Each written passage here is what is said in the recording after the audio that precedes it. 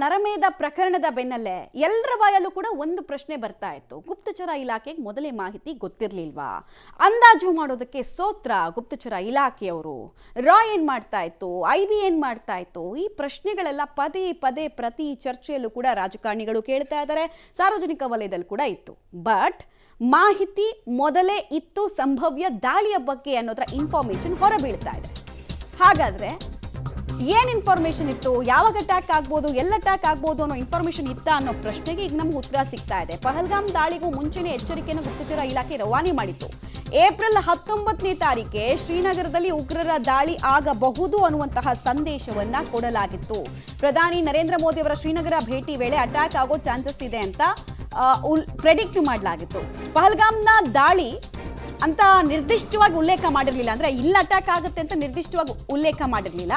But ಶ್ರೀನಗರದಲ್ಲಿ VVIP movements ಜಾಸ್ತಿ ಇರೋದ್ರಿಂದ ಈ ಭಾಗದಲ್ಲಿ ಅಟ್ಯಾಕ್ ಆಗುತ್ತೆ ಅನ್ನೋ ಪ್ರೆಡಿಕ್ಷನ್ ಇತ್ತು.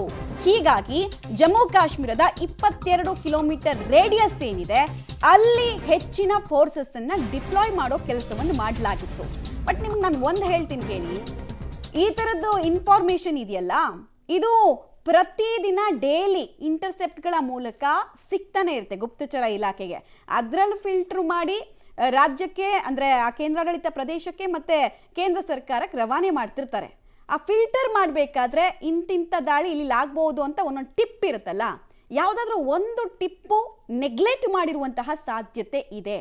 ಮತ್ತೆ ಸಹಜವಾಗಿ ಈ ಥರದ ಅಟ್ಯಾಕ್ಸಲ್ಲೆಲ್ಲ ಸೇನೆ ಮತ್ತು ಇಂಟೆಲಿಜೆನ್ಸ್ ಬ್ಯೂರೋ ಹಾಗೂ ಉಗ್ರರಿಗೆ ಕಂಪೇರ್ ಮಾಡಿದ್ರೆ ಉಗ್ರರಿಗೆ ಒಂದು ಅಪ್ಪರ್ ಹ್ಯಾಂಡ್ ಇರುತ್ತೆ. ಯಾಕಂದರೆ ಅವ್ರ ಟೈಮನ್ನು ಚೂಸ್ ಮಾಡೋದಕ್ಕೆ ಅವಕಾಶ ಇರುತ್ತೆ, ಪ್ಲೇಸ್ ಚೂಸ್ ಮಾಡೋದಕ್ಕೆ ಅವ್ರಿಗೆ ಅವಕಾಶ ಇರುತ್ತೆ.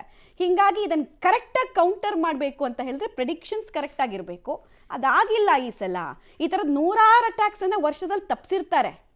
ನೀವು ಕೇಳಿರ್ಬೋದು ಆಗಾಗ ಸುದ್ದಿಗಳನ್ನು, ಏನೋ ಪಾಕ್ ಸೇನೆ ಕೈನಲ್ಲಿ ಶಸ್ತ್ರಾಸ್ತ್ರಗಳನ್ನು ಸಾಗಿಸ್ಬೇಕಾದ್ರೆ ತಗ್ಲಾಕೊಂಡ್ರಂತೆ, ಇವರು ಇಷ್ಟು ಜನ ಇಲ್ಲಿ ತಗ್ಲಾಕೊಂಡ್ರಂತೆ, ಇಷ್ಟು ಅನುಮಾನಾಸ್ಪದ ವಸ್ತುಗಳು ಇಲ್ಲಿ ಸಿಕ್ತಂತೆ, 400 kg ಅಷ್ಟು IED ಸಿಕ್ತಂತೆ ಅಂತೆಲ್ಲ ನೀವು ಕೇಳಿರ್ತೀರ ಸುದ್ದಿನ.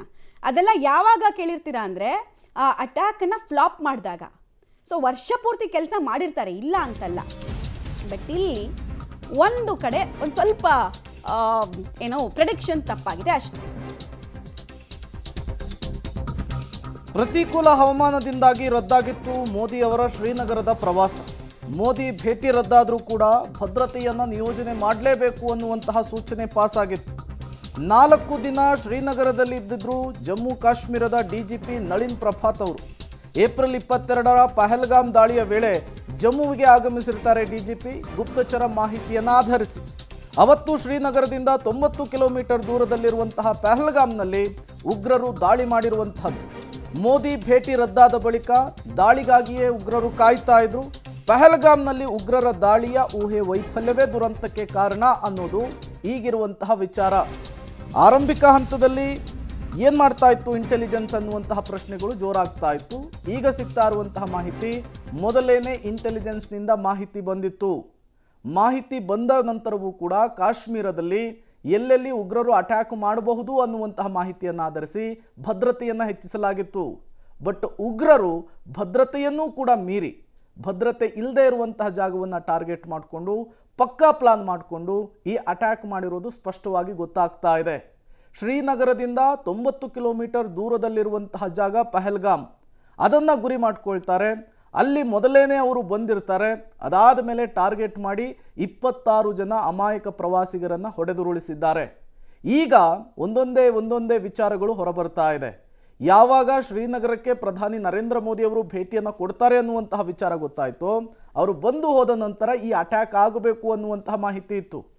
NIA ಯಾವಾಗ ಇನ್ವೆಸ್ಟಿಗೇಷನನ್ನು ಚುರುಕುಗೊಳಿಸ್ತೋ, ಇವರು ಎಲ್ಲೆಲ್ಲಿ ಟಾರ್ಗೆಟ್ ಮಾಡಿದ್ರು, ಹೇಗೆಲ್ಲ ಪ್ಲಾನ್ ಮಾಡಿಕೊಂಡಿದ್ರು, ಸ್ಥಳೀಯರಿಂದ ಹೇಗೆಲ್ಲ ಇವರಿಗೆ ಕುಮ್ಮಕ್ಕು ಸಿಗ್ತಾ ಇತ್ತು, ಒಂದೊಂದೇ ರಿವೀಲ್ ಆಗ್ತಾ ಇದೆ.